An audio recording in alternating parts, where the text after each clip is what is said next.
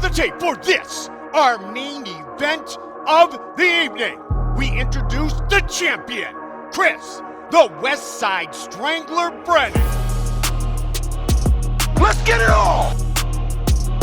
What's up, guys? We are here to go over the Bellator versus Rizin New Year's Eve show. Super excited about this. This is kind of a groundbreaking thing. You know, everyone's always talked about wanting events to co-promote, you know, kind of like boxing does. Sure. They've wanted the UFC to co-promote with somebody or Bellator with somebody, and we're finally getting to see it happen. And it's not like they're taking a couple of random guys from each event and having them fight each other. They're taking the top guys. They're taking champs, former champs, and fighting against their champs and or former champs as well. And the card is pretty awesome. It's going to be super exciting. I can't wait to watch and see how it unfolds. There's 5 fights, and it could easily go 5-0 either way. Either direction. Yeah, either direction. There, you know, we kind of won't know until the first fight just how everyone matches up. Yeah. And how everyone fights to the rule set. So the rules, from what I understand, are 3 5s. You're allowed to have 12-6 elbows. So I didn't realize that they are allowed to do that in Rizin. When I fought in Pride in Japan, there were no elbows. They didn't want fights stopped from cuts, but you could soccer kick the head on the ground or stomp the head, but there were no elbows. So now not only are there elbows, but there's 12-6 elbows, which should be allowed anyway. We've talked about that before. We have. They're allowed head stomps, soccer kicks, and they're fighting in a ring, not a cage. Ooh, so okay. For our guys, there's a lot of adjustments to be made. The only thing that's going that's the same as them fighting here is 3 5-minute rounds. Okay. I think at Rizin they go like Pride was a 10 and 3 or 2 5s or a 10 and 1 5. So that 10-minute first round is. Why would you do a 10 and a 5 or a 10 and 2 5s? So what's the thought process? Their goal is to get the fight done in the first round, that 10-minute round, and they thought that it would make people push the pace to finish. You know, I don't know if they're giving yellow cards, but when I fought in Pride, they gave yellow cards for stalling, and a yellow card was 10% of your purse. Really? Yeah, 2 yellow cards and then a red card. I think that was it. But it's going to be, you know, it'll be super exciting. So how would they define stalling then? Is if you're on the ground, like in my first fight there, I got taken down and I locked up and locked up closed guard. Yeah. Right when I closed my legs, no stalling, no stalling. Whoa. So instantly I opened my legs. I was like, I don't have 10% to give, bro. And I started attacking the neck. Yeah. But it was like, it forces the action for sure. Okay. We talked about this before. Because there are soccer kicks and head kicks, that means there's no palm on the ground, can't strike the head, that type of thing. So we are going to find out if what I've said all along is true. Yeah. I haven't watched enough Rizin fights to know if there's much jiu-jitsu played, but we're going to find out whether guys have to sit. You know, once they're in that shoot sprawl, they've been sprawled on in that front headlock position, they're going to sit there and eat knees. They're either going to get up or they're going to sit to guard. They can't just stay there. Yeah. You know, and keep that hand down and just wait for that opportunity. In Bellator and the UFC, they can stay there all day. Yep. You know, and play that game, and there's no game playing here. So it'll be pretty awesome to see. Do you think the UFC is watching this to see how it goes? Oh, I'm sure they are. No question. Bellator had the balls to step up. Yeah. You know, there's the UFC can claim, and they may have the best guys, but they can claim it. But until you actually until you actually match up with the other guys, you don't know. And you know, it's hard to say, but they'll definitely be watching. Everyone's going to be watching. And this is just on Showtime. Typical way to get Bellator. Do you know what time the fights start? I don't. I was looking. I don't see it here on Bellator's page. So yeah, I just know it's New Year's Eve. I'd imagine it'll be later in the evening, probably 9 o'clock, maybe. We'll see. We'll check that out and find out. But yeah, usually it says right next to the prelims what time it is and what time the main card's at. Right. It doesn't say there's no prelims anyway. But yeah, it's gonna be very exciting to have something like that take place, you know, and they don't have 4 guys, 2 and 2. It's 5, so there's gonna be a winner. Yes. Whether it's the Rizin event or Bellator, and I'm pulling for Bellator. I think Bellator wins. I think they could win all of the fights, but they could surely win 3 to 4 of the fights. Okay.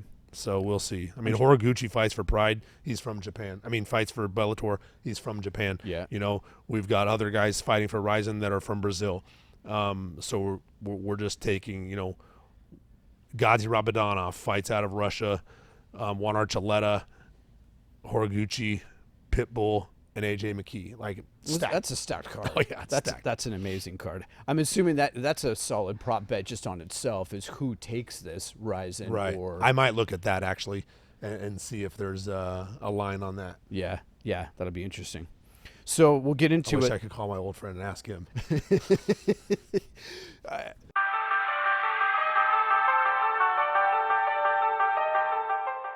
For the first fight, representing Rizin, Koji Takeda, and then representing Bellator, we have Gadzi Rabadanov. Like you said, Rabadanov coming out of Russia. This is a 155er bout.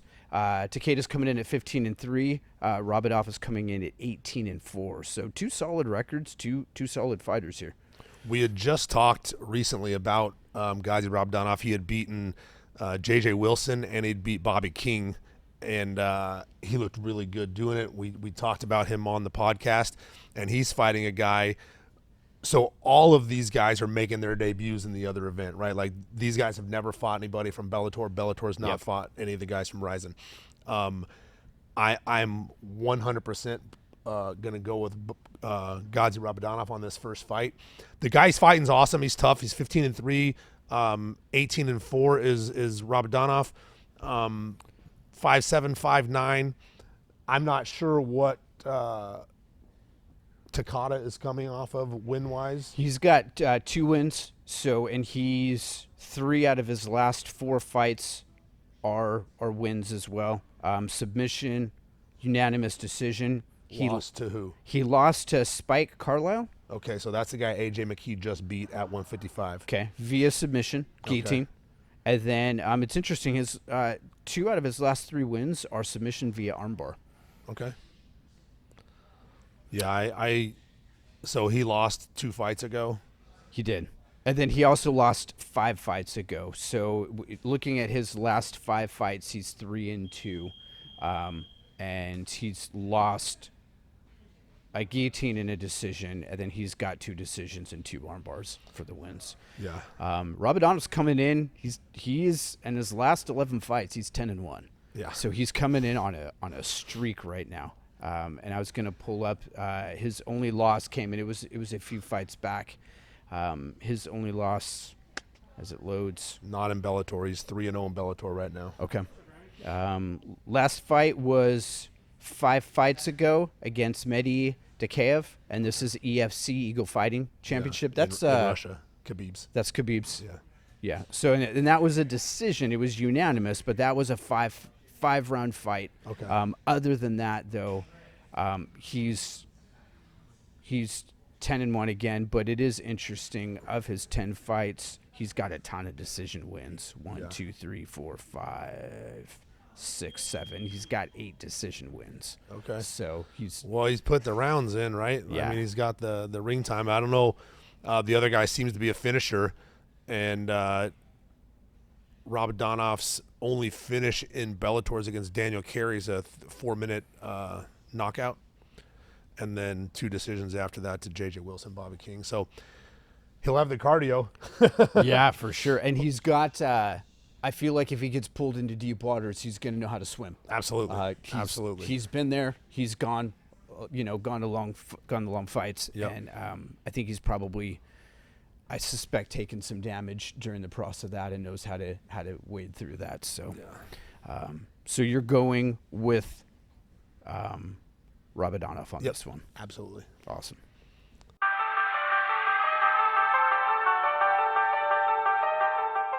Juan Archuleta versus Soo Chul Kim.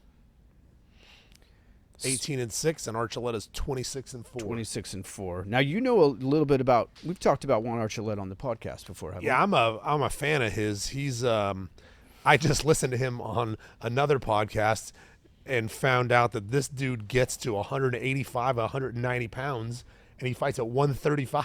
Oh my And I was gosh. like, what?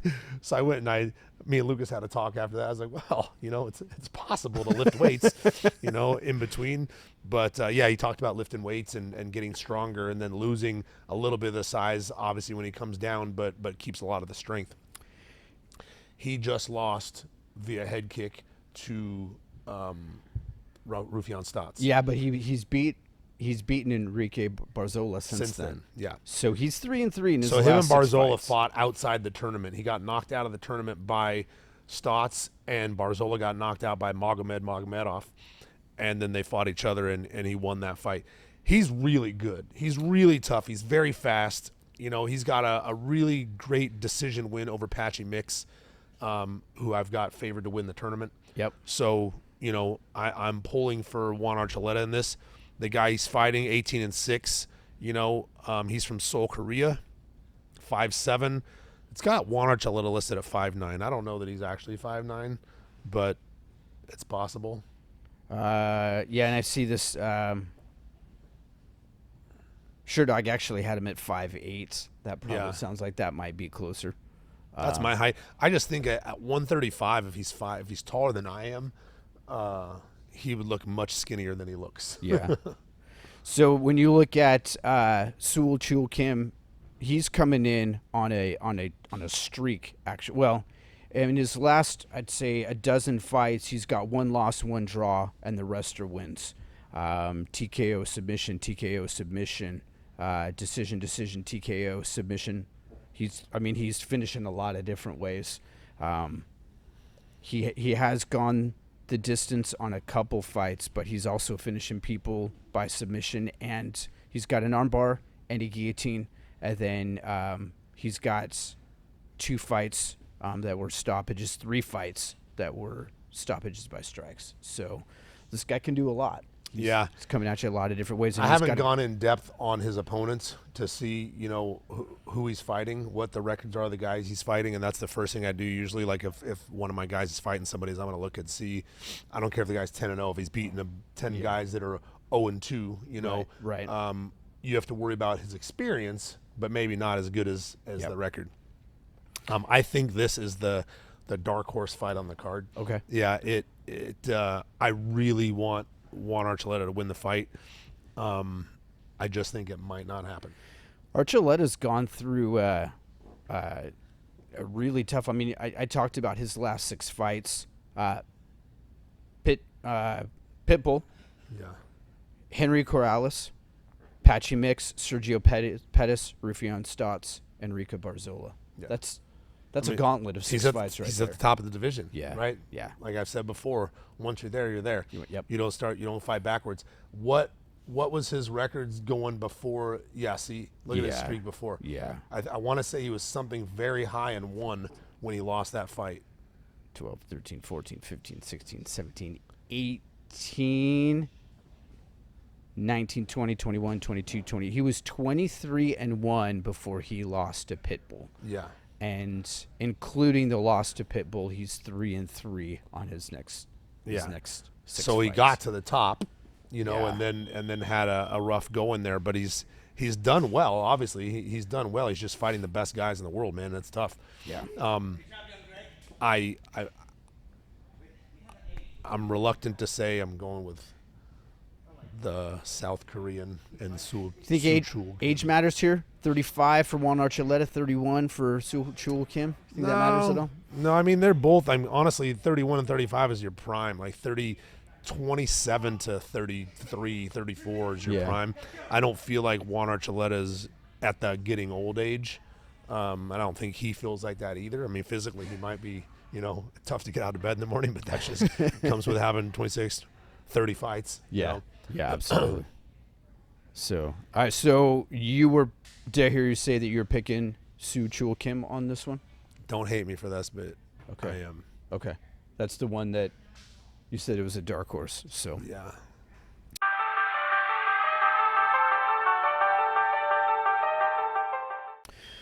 So the next fight then, representing Rizin is Horiyamasa Ujikubu. Man, I knew I was going to mess with that. Ujikubu, and then Kyuri Horiguchi representing Bellator. Yeah. So, again, you're familiar with Horiguchi. Yeah, he's a stud. Let's look at his opponent's last few fights. How's he winning? Yeah. So Horiguchi lost to Patchy Mix, and Patchy camped out on his back for all of the rounds of the fight. Okay. And Patchy's obviously awesome, but I'm wondering if this guy has a deficiency in his grappling. Ujikubu, he is his last loss actually was to Sul Chul Kim, who we just talked about. After that, before that, he had won 5 in a row, and he had won 8 out of 9. The guy, he's streaky.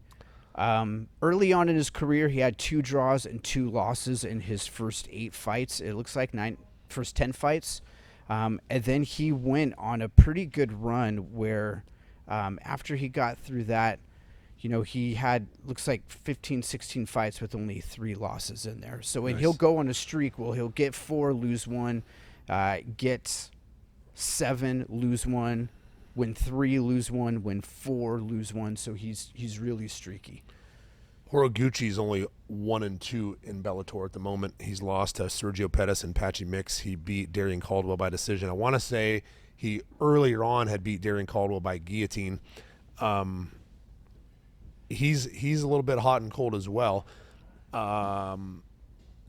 This is a tough fight. Going for either guy. 5 losses. So looking at Horiguchi, yeah, you're right. He went on a tear. He went on 1, 2, 3, 4, 5, 6, 7, 8, 9, 10, 11, 12, a 13 win. Does he have streak. a guillotine win over Darian Caldwell in there? Let me look somewhere? and see if I can find.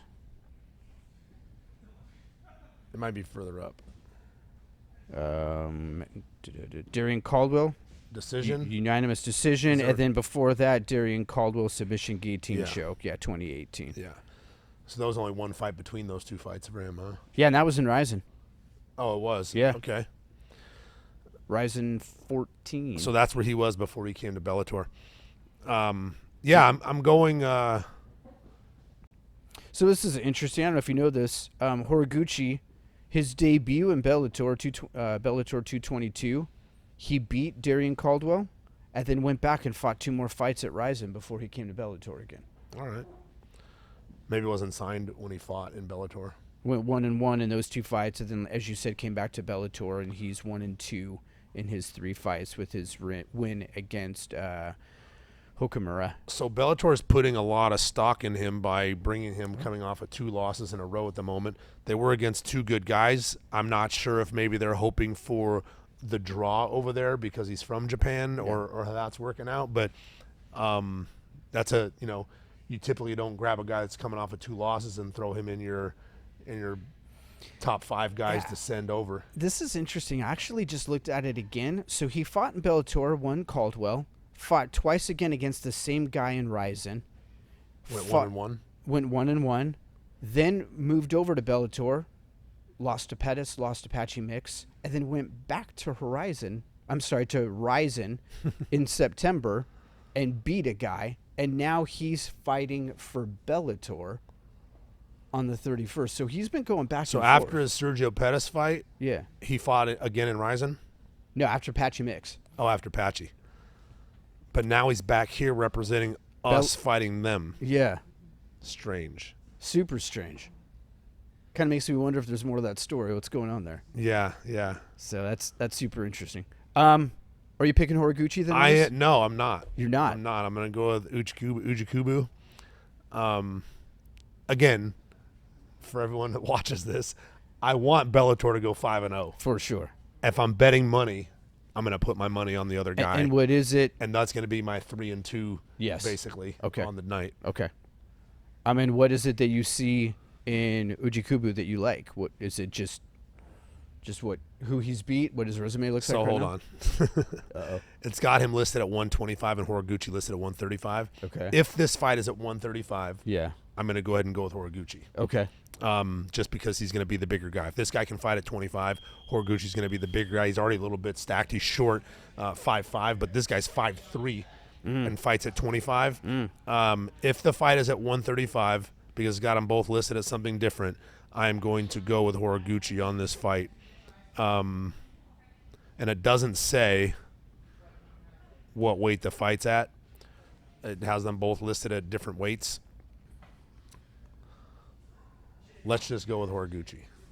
Okay. I changed my bet. Okay. Clear. Horiguchi on this one. Awesome. So now we're you've got 2 picks for Bellator and 1 for Rizin. Right.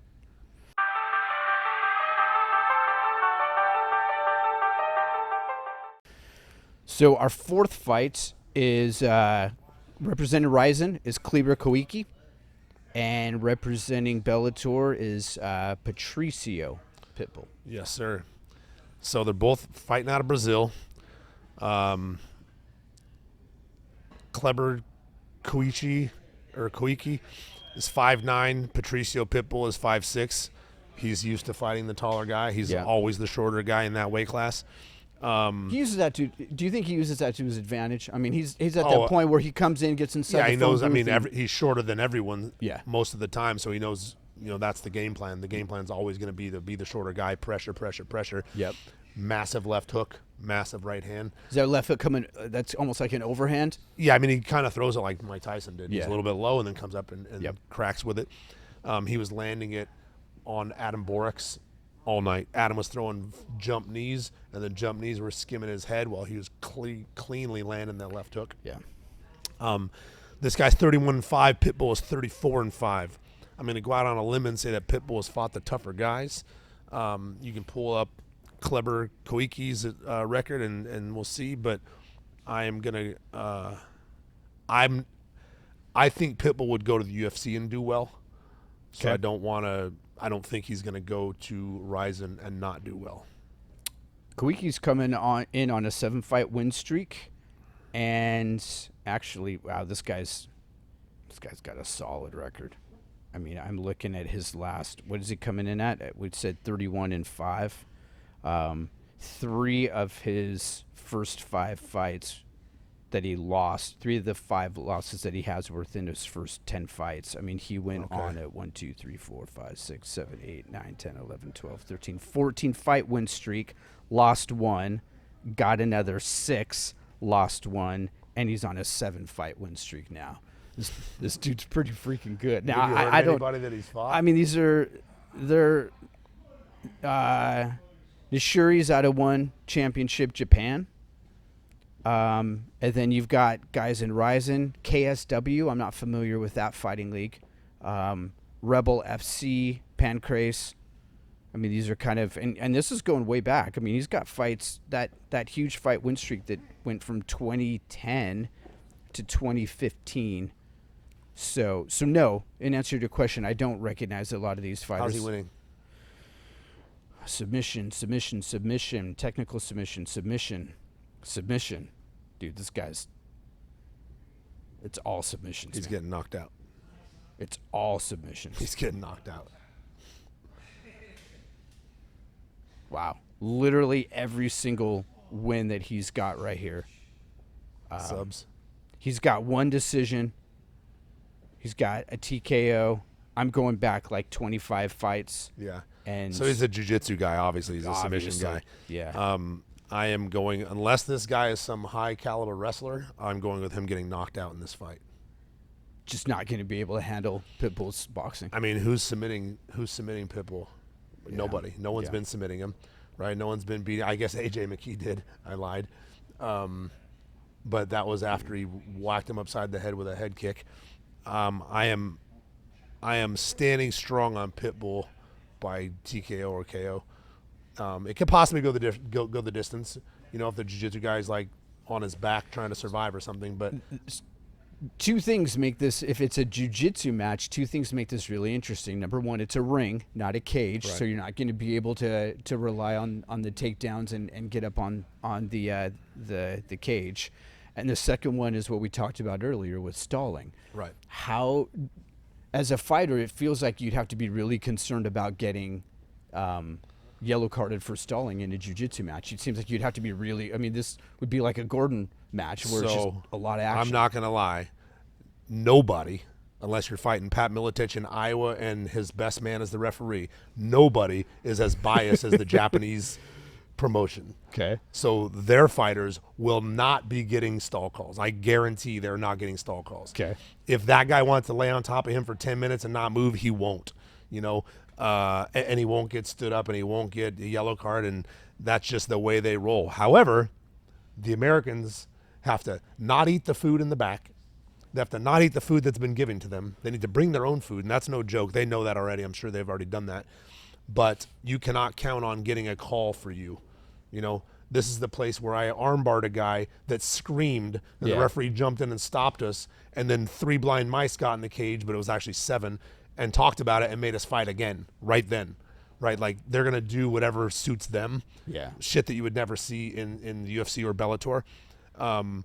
And so they have to be prepared for that. And I'm sure they've spoken to many people that have fought in Japan, but yeah, they're not going to get any good calls. And you've been there. Didn't you finish a guy 3 times in the same fight? 2 times. That's what I'm talking about. Okay. I armbarred the guy, Yeah. made him scream, Yeah. tap. Referee jumped in.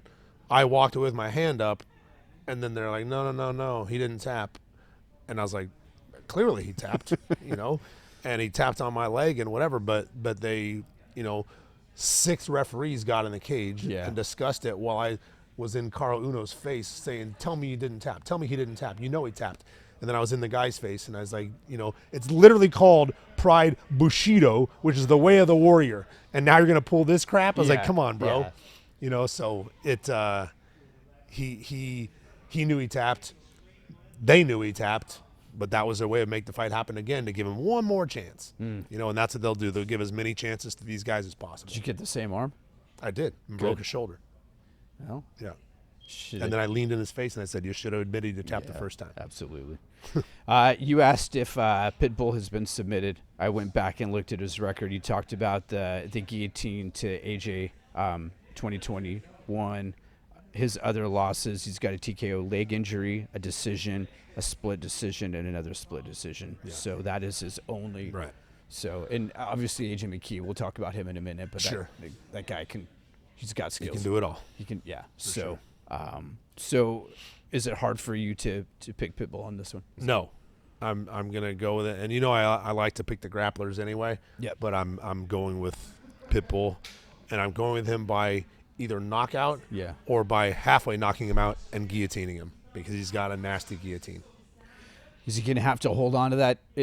Is he going to have to put him to sleep if he gets in a guillotine? Maybe. I mean, based off of what I'm hearing, is it sounding like, hey... I mean, I'd put him to sleep. If I fought in Japan again, Yeah. somebody's either sleeping or getting broken. Yeah. The referee's going to have to, like when I fought Joe Stevenson and triangle choked him and put him to sleep, Larry Landis was literally sitting on my head trying to get my legs apart, and that's how it would be if I fought in Japan again.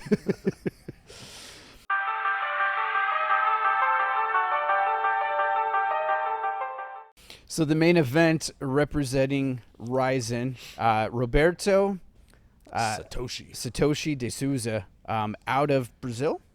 Yep. Fighting AJ McKee. Just Souza. Roberto Satoshi Souza. Souza. Yeah. Anyway. Okay. Fighting AJ. Fighting AJ. Both of these guys have great records, 14-1, 19-1. This guy's 5'11", AJ's 5'10". They are fighting at 155. One's out of Brazil, one is out of the United States. AJ is a Bellator fighter. Obviously, Satoshi is, so from everyone I've talked to, has really high expectations of this guy. Okay. They are, you know, picking him to be a very difficult fight for AJ. I am hoping that AJ trained very hard. I'm hoping that he didn't party at all. I'm hoping that he had it all together and focused on this guy and did not take it lightly. I hope these guys got to Japan with plenty of time to acclimate to that weather and to the sleeping. You know, the sleeping's rough. You know, they bring you in on a Monday, you fight on the, you know, that same week, or you don't have a lot of time and you don't get a lot of sleep, because it's literally the opposite. Yep. You know, it's pretty rough.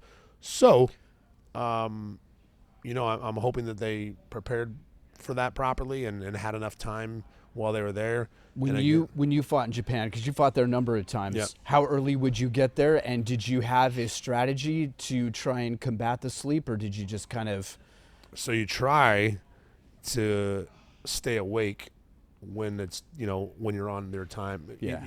You try to reverse it so you can't have time. It's just very difficult. You don't get there early enough. I think I got called on Monday to fight on Sunday, and I got there Wednesday night or Thursday morning. That's not enough time. No, so I was there for 3 days, I think, and Yeah. fought. And that was my first time. The other times I might have had a fourth day. Did not get over there very early, and then just kind of dealt with the sleep. It was rough for sure. Do you feel that in the later rounds of a fight? Do you feel that exhaustion? Yeah, I want to say yes, but like when I fought Gomi, I had like a second round dip of energy and then came back strong in the third round. And that was after a brutal cut. I went from 206 to 154.3 in 8 weeks. And Jeez. yeah. And so I don't know that it affected me bad. I train in Big Bear a lot. I always had, Yep. Once I started training Big Bear, my conditioning was great, and I could fight for a long period of time and not gas at all. So I don't know that it definitely will affect you if you're not prepared for it. I'm looking at Souza's record here. He's on a 5-fight win streak. Again, these are all Rizin fighters, so I'm not very familiar with them. His last 4 wins are all submission. He does have his loss is interesting. It's listed as a TKO and then in parentheses submission to punch. Is that so? So yeah, he tapped because he was getting hit so much? Okay. To who? Johnny Case, All right. 2019. And again, this guy's pretty well rounded. A lot of submissions, rear nakeds, arm triangle, arm bar, triangle choke, triangle arm bar, reverse triangle arm bar. So this guy's got a lot of submissions, but then he does have 1, 2, 3, 4 fights TKO as well. So he can go both ways here. AJ's very good on the feet. He's very dynamic. He's very long. This guy's taller than him. I would venture to say he's probably not longer than him. We'll see how that pans out when they put it on the screen, but I've got to go with AJ being the wrestling background with his jiu-jitsu and his striking. I just feel like if he fights smart, he wins this fight. And plus I want to go at least three Right. Bellator versus Rizin.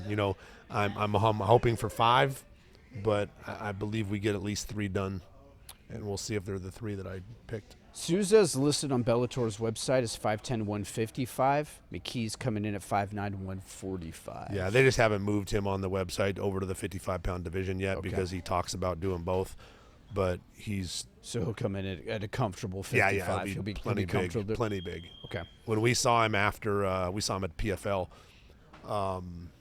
and he was talking about 55, and he was already looked pretty big. Yeah, he looked pretty solid. I was like, wow, he looks big. McKee's only loss, of course, is to Pitbull, April 15th, 2022. Close decision. Close decision, yeah. Win all 5 rounds. Yeah. This is gonna be really interesting. I don't know anything about Rizin. It's gonna be fun to watch and see what they look like. And yeah, I've watched some 1FC fights. I've watched a few Rizin fights, like clips of fights, but I've not sat down and watched an event from over there in a long, long time. They are exciting. Juan Archuleta said count on his walkout being better than anybody's walkout they've ever seen before. And if anybody was ever watching back in the day and saw Sakuraba's walkout when he had Mario Brothers with him, or Nogueira's walkout when he had the Christ statue behind him from Brazil, they hologrammed it. The entire size of the arena literally looked like he was walking out of the trees, dude. It was ridiculous. And Sakuraba walked out with Mario's dancing on the platform with him. Holograms, not real, but you swear you could touch them. Their production is insane, and so I'm real curious what Juan Archuleta's doing or what he's talking about, because he said count on his being the greatest walkout of all time. And I was like, okay, well, that's a high bar. Hopefully the walkout is cool. Hopefully he didn't focus too much on the walkout. Yeah, yeah. and he he's got enough for the fight, man. I really am pulling for the guys. I hope they do well. I love Bellator. I love Luke's place in Bellator and the way they treat everybody. So I'm really hoping that they go out there and improve something. So as we close out this podcast, are there going to be things that you're going to be watching for or would encourage people to watch for that they might not see in a Bellator or UFC fight? Just the rules, man. You're going to see someone, if someone is on the ground, I can stomp on their head. I can soccer kick their head. Vanderlei Silva would get up from side control just to kick someone in the head, while they're on the ground. He would hold the ropes and play basketball with somebody's head with his foot. So there are things. It'll be the most exciting, fight for sure, just because the rules allow it. Yeah. The rules allow for it to take place. I heard ONE FC is coming to Colorado. I don't know why they'd go there because of the altitude, because that's just tough on any fighter. But they are trying to have the Japanese rules in Colorado for that fight. I don't know how that gets passed. I'm not sure. But regardless, watching these fights on New Year's Eve for Bellator, you're going to see exciting rules. You're going to see the rules how they should be. Yeah, for sure. That's awesome. I'm looking forward to it. This is going to be great. Awesome, guys. Happy New Year. We'll see you right after New Year's to go over the recap of this event and see how it panned out. It is all over, just like that.